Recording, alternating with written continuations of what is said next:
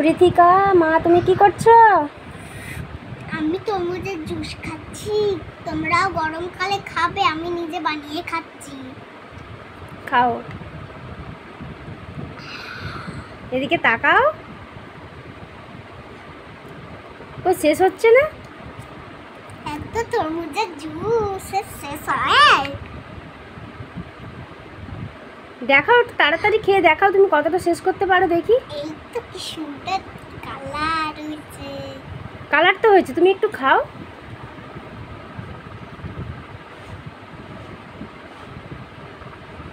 একটু কমছে না, তো কমছে, আর একটু খাও দেখি।